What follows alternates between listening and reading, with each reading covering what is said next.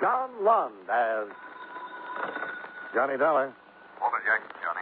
Oh, hello, Mr. Jackson. How are you? No, not too good, Johnny. It is our company, isn't it? If you're not on a case, I'd like you to conduct an investigation for us. I'm at your service. Good. Our company writes a group health and hospitalization policy at the Riggs Bearing Company. Where's that? In Riggs City, Florida, employs 3,000. We cover the employees and their families. And? We've just received a claim on behalf of a Bobby Foster, the child of a machinist of Riggs. For what? For an operation involving a team of neurosurgeons and technicians that had to be flown to Riggs City by chartered plane from Boston. Now, what do you want me to do? Dr. Grant Howell, director of the Riggs City Hospital, attached a report to the claim. A report which we think bears investigation. Okay, I'll get right on it. Fine, Johnny. And don't spare any expense. If Dr. Howell's report bears out, there's a vicious racket spreading. A racket which victimizes children.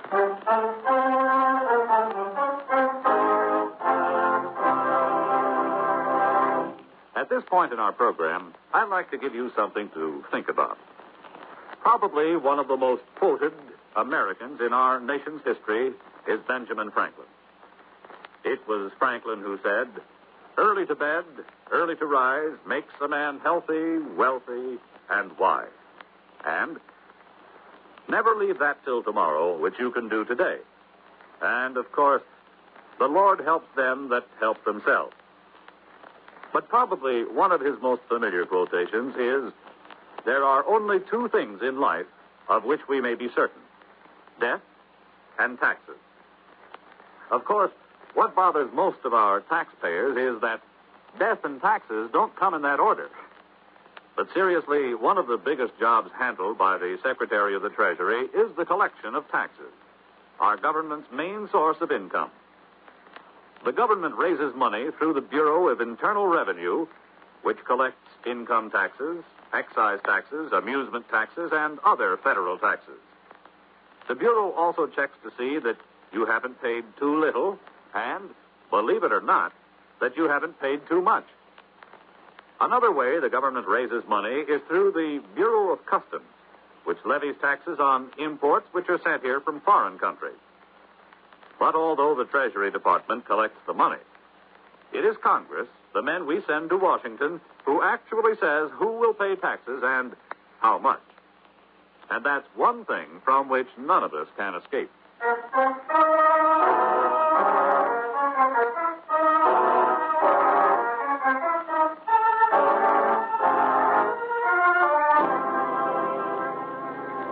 Expense account submitted by Special Investigator Johnny Dollar to Home Office, National Medical and Hospitalization Insurance Company, Hartford, Connecticut.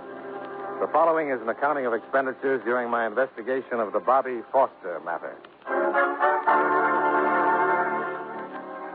Expense account item 1, $85.56, plane fare and incidentals between Hartford and Miami, Florida. Item 2, $2.60, bus fare between Miami and Riggs City, a spick and span little town with coral white streets shaded by tropical trees. I registered at the Cachubi Hotel, then went directly to Dr. Howell's office in the modern air-conditioned hospital.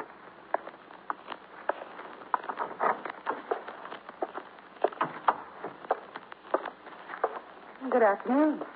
Hello. May I help you?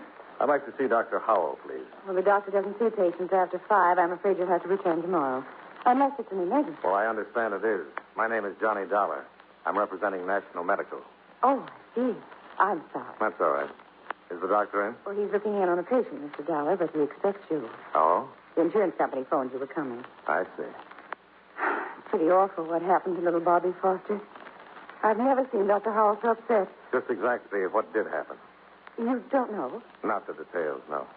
Well, if Dr. Howell is right, it's terrible.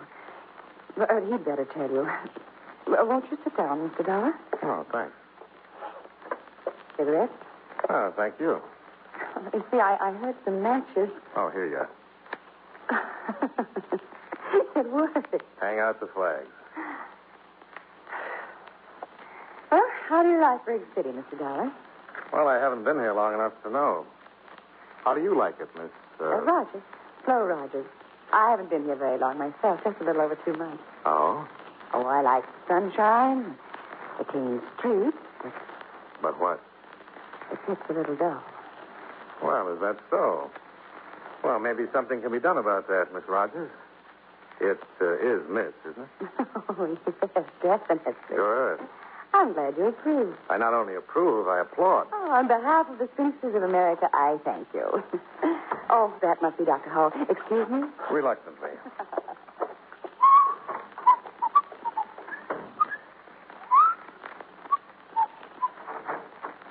The doctor will see you, Mr. Dollar. Thank you. Oh, come in. Come in. Have a seat. Thanks, Dr. Howell. Well, your company acts fast. Only mailed that claim day before yesterday. National Medical feels it's an unusually high claim, You Doctor. suggesting I padded it? Oh, certainly not. But a team of neurosurgeons flown down from It is Boston. necessary to save the boy's life, I assure you. Well, don't misunderstand, Doctor. National Medical isn't challenging your professional opinion. I should hope not. The report you attached is what interested my company. It should. Should interest the whole country. I didn't have the opportunity to read it, Doctor. Perhaps It's you... a potential child killer, Mr. Dollar. A vicious, unscrupulous racket, capitalizing on panic, fear. Well, come with me. I want you to see what they've done to an innocent child. Bobby Foster? Yes.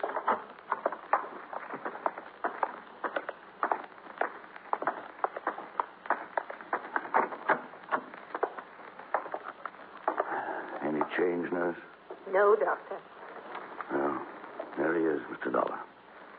A 5-year-old boy, victim of a panic-stricken parent and a criminal operator. What are his chances? We won't know until he comes out of coma, if he does. And then? For complete recovery, no chance. For partial recovery, a fair chance. Bobby Foster will be paralyzed. You said a criminal operator. Who? If I knew, Mr. Dollar, I wouldn't bother with reports to insurance companies. I've been a doctor 40 years now. Seen a lot of pain and tragedy. But this...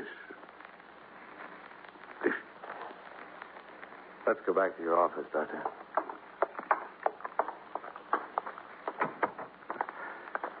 Sorry, Mr. Dollar. I must be overtired. Shouldn't let these things get to me. Well, after seeing that boy, I can't blame you. Cigarette? Yes, thank you. Now, let's have the story from the beginning, huh? Well, we had a polio scare here recently. Some of our children came down with fever, headache, sore throat, symptoms resembling polio. Was it polio? No. But to confirm my diagnosis, I called in a polio specialist from Miami. Meanwhile, epidemic rumors spread through the town. Parents got panicked. He held a mass meeting. For what purpose? They demanded I inject every child in town with gamma globulin. That's the polio preventive. Yes. And did you? Certainly not. Gamma globulin's impossible to get unless a genuine polio epidemic is threatening. The government has to ration it carefully because one whole blood donation is required to manufacture a single injection. You know how many demands there are on the whole blood supply these days. Of course. Well, to get to Bobby Foster's case, I was called to the Foster home last week. Found the boy in a coma. He had all the symptoms of embolism. Of what? Cerebral embolism, caused in this case by an air bubble entering a blood vessel and being carried to the brain. Well, that would cause paralysis, wouldn't it? Yes, and possible death. And so you called in the neurosurgeon. I didn't feel qualified to undertake such a specialized operation. Well, just how did the air bubble enter the boy's bloodstream? Through criminal carelessness, by way of a hypodermic injection. Any proof? Well, the needle mark's still on the boy's arm. And you have no idea who injected Bobby? None. But I know this. Other children in this town have been injected, too. Oh? In their cases, fortunately, no harm was done. Well, surely Bobby's parents know who injected him. That's the wicked stupidity of it, Mr. Dollar. They deny the boy was given any kind of an injection. But you think they're lying? Of course they're lying. The boy was running a fever. The parents thought it was polio. They panicked, took him to some quack for an injection of what they were told was gamma globulin. At a black market price, no doubt. To a frightened parent, price would be no object, Mr. Dollar. Well, I'll see the boy's parents. They can be persuaded to tell who's behind this racket. You're wasting your time, Mr. Dollar. I've tried repeatedly. They refuse to admit their responsibility. Afraid criminal charges will be brought against them? Perhaps. But they have another child, a girl, 7. You're thinking the girl has been threatened if the parents talk? I wouldn't put anything past the ghouls who operate this racket, Mr. Dollar. Yes, it would figure, Doctor. Well, thanks. I'll check with you if I turn up anything. Yes, do that, Mr. Dollar, and be careful. I always am. And you ease up, huh?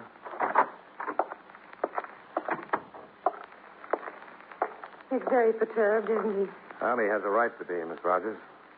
Do you have the Foster's address? Oh, yes. I prepared this for you. Here you are. Oh, thanks. Well, I'll take a run over there now. I and wish see. I could help you. You've been very helpful already. No, I mean really help. If there's anything I can do, anything you need or need to know. Well, I could use a little background information, about the town and the people. I tell you what. Why don't we have dinner tonight? Then I can get the rundown on Riggs City and a little nourishment at the same time. Well, You have another engagement? no, I haven't. It's just that... Well, I didn't want you to think I was angling for a date. Oh, now, look, I have a pretty good memory, and I distinctly remember that I asked you to dinner. I know, but... I think it's your civic duty to dine with me. Well, if you put it that way, as a good citizen, how can I refuse? That's the spirit. You name the place. Well, there's a restaurant called the Tropics, a bar and grill sort of place. It isn't 21, but it isn't bad either. I'm with you. What time shall we meet? Around 6. I'll be there if I have to crawl. All right, but wouldn't a taxi cab be more practical? See you at 6.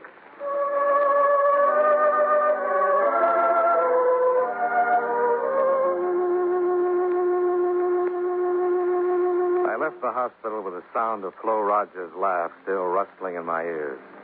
It occurred to me that Riggs City might be a very pleasant place under different circumstances. I hailed a cab and ran up expense account item 3, 75 cents. Fare and tip to the Foster's bright little cottage, a stone's throw from the beach.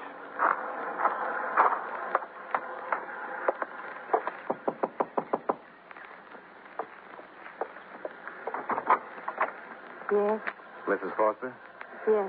I represent the National Medical Insurance Company. We have insurance where my husband works.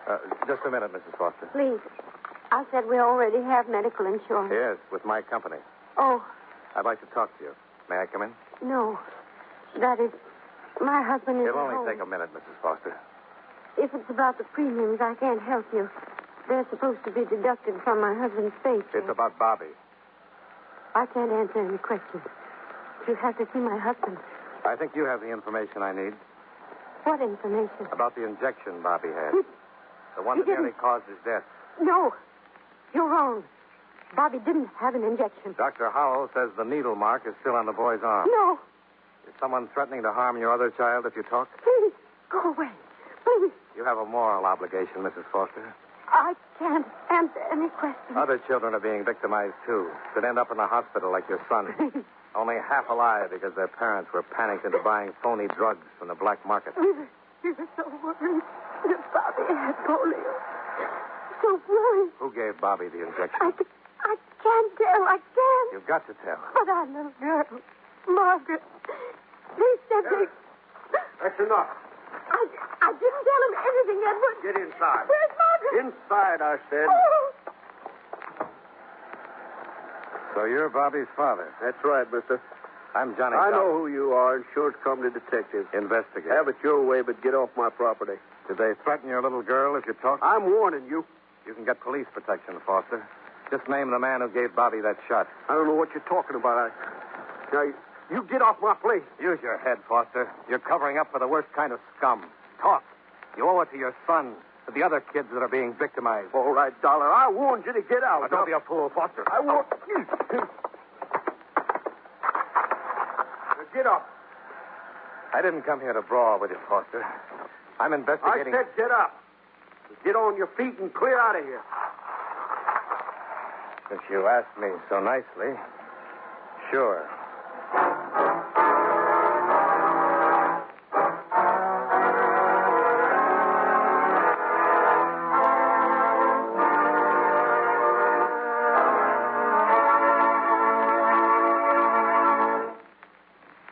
You know, many great men have attained the highest office in our land, the presidency of the United States. Can you guess the name of this man? He was our second oldest president, being elected for that office when he was 66 years old, and our only bachelor president. In 1828, he was appointed minister to Russia by President Jackson. In 1856, when he became president, differences between the North and South caused much unrest in his cabinet and in the various departments of the government. While he was president, the Confederate States were formed and the Civil War began. If you don't have his name by now, here are two more important clues.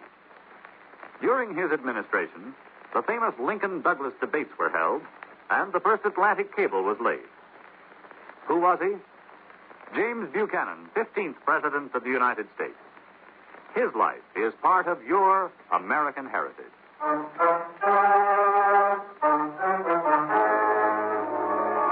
And now, with our star, John Lund, we bring you the second act of Yours Truly, Johnny Dollar.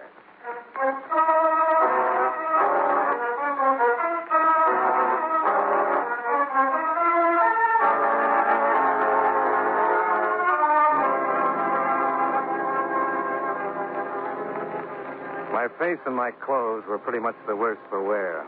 I went back to the Kachubi Hotel for a shower and a change and a little elementary first aid. It helped, but not much.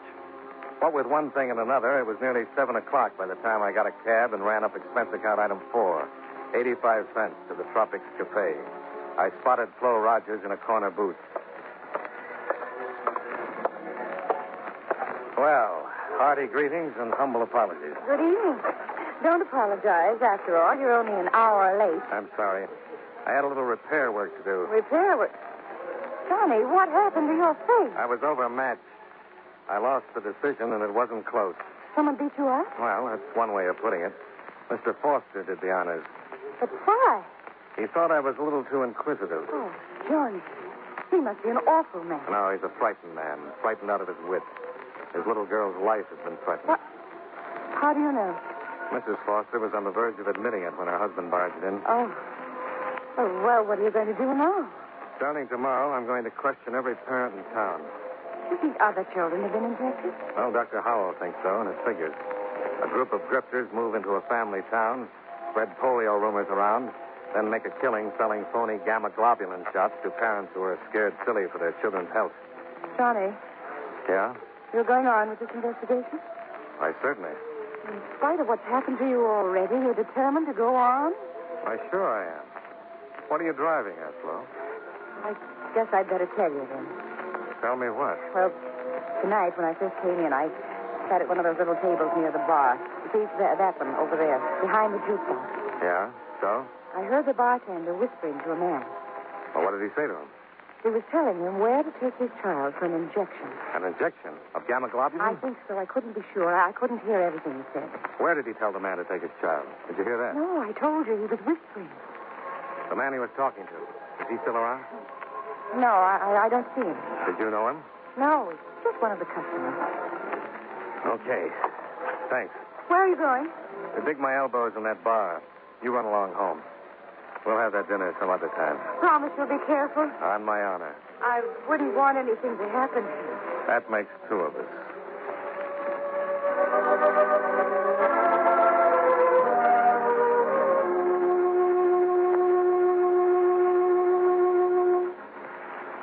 I settled on a stool at the bar and ran up expense account item 5, $10.70, for more than a few double bourbons, with which I slowly drank myself into a mood so dark that my neighbors moved to the other end of the bar. Hey, Skinny.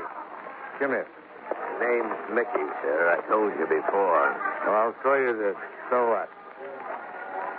Well, don't just stand there, Skinny. Fill me up. I think you've had enough, sir. You need a cup of coffee, black. What I need, you can't get for me, pal. Nobody can. You sound like a man that's got woman trouble. What do you mean, woman trouble? Why, my little wife is the finest, sweetest... Yes, sure. You're crazy about her and the kids, too. How do you know I got kids? Well, you're the type. Family man. No kid. No kid. Now, look, I'll get you that coffee and then a cab to take you home to the kids. Okay? Okay. Hey, wait a minute. Come here. Yeah? You're a swell guy, Skinny. You understand when a man's got trouble. Yeah, sure. Forget it. Just that my kids are sick. Wife is worried half out of her mind. I had to get out of the house. Had to get away for an hour. You say your kids are sick? Yeah. Wife's scared of polio. What does the doctor say? Oh, a lot of mumbo-jumbo. Everybody knows there's a polio epidemic in this town. The doctors are afraid to admit it because they can't get the stuff to stop it. Gamma globulin?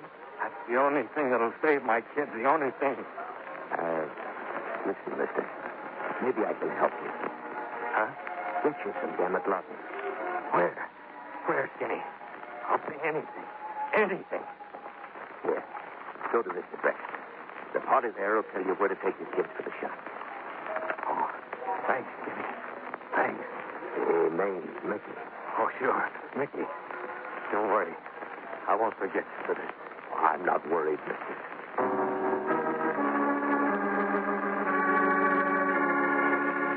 I left the Tropics bar and piled into a cab. On the way to the address Mickey had given me, I stopped at a highway diner and ran up expense account item 6. 30 cents for a carton of steaming black coffee. Not that I was in need of sobering so much. I just wanted something to take the sudden chill off my spine. If you've ever had a date with a grave robber, you know what I mean. It was 2 a.m. when the cabbie dropped me at the driveway of what looked to be a deserted beach house. I paid him off. Expense account item 7. $1.20 tip and fare. And started up the drive toward the vine-covered gate. That's far enough, Dollar. Who's there? Oh. Just shut up or I'll snap your neck, Dollar. Foster! That's right. Don't give me any trouble. Okay. Ease up. Whatever you come along easy and no funny business. Yeah. All right. Put your hands behind your head. Clasp them. And don't turn around. Okay. Where's your gun? I didn't bring one. You got less sense than I thought, Dollar. I had my reasons. Let's go out the gate. My car's down the road.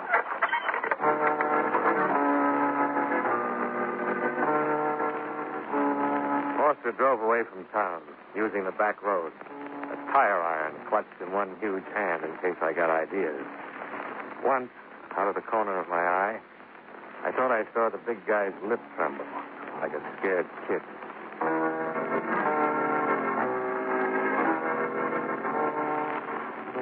He finally pulled up beside a long, sleek auto trailer, parked in a lonely beach cove.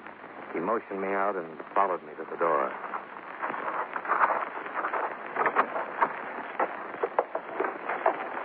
Hello, Jonas.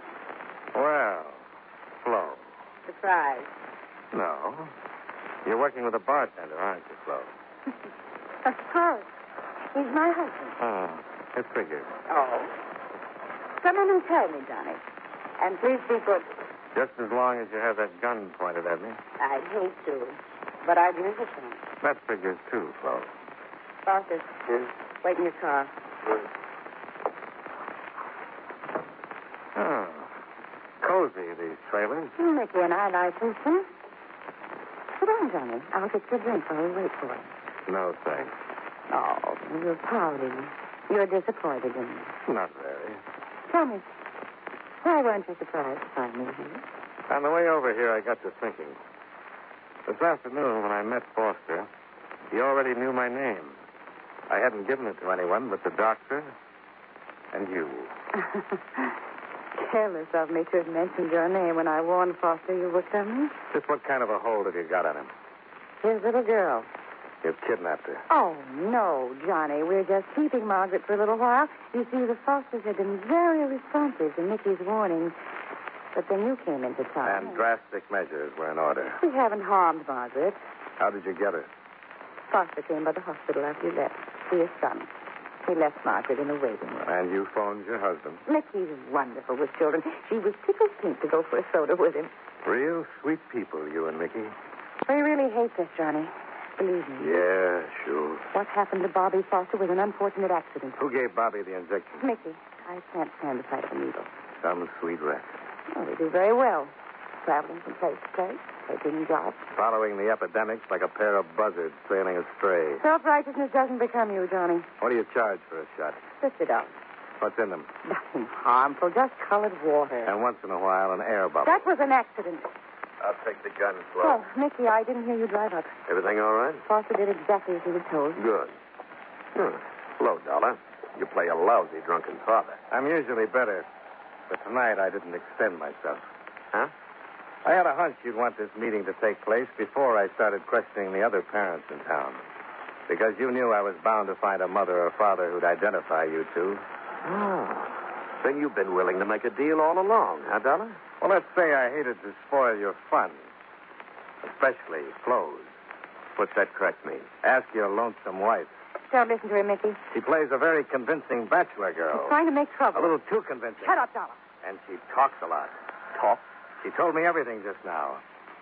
Even that you've done away with Foster's little girl. What? I didn't. I said, Mickey, behind you. Hurry! Come up! A gun, Foster! Shoot, Mickey, shoot. I'll take the gun, Flo. Let me go. Now sit down and behave. You hurt me. Give it to me, Dolly. The gun. I'm going to kill him. No, Foster. Give me the gun, The Dolly. girl's all right. I said this. You understand me? She's all right. You said he killed her. Well, I had to. It was the only way I could shock you into making a move. You're not just saying it, Dolly. Margaret's really safe. Tell him, Flo. Yes. She's all right.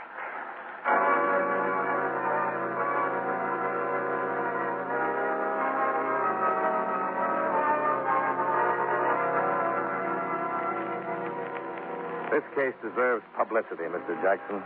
Lots of it. Scared parents make easy dupes for operators like Flo Rogers and Mickey. And when innocent kids end up the victims, it's intolerable. Dr. Howell tells me that all the gamma globulin manufactured goes to the Office of Defense Mobilization, where it's distributed to local health departments, who in turn pass it on to MDs only.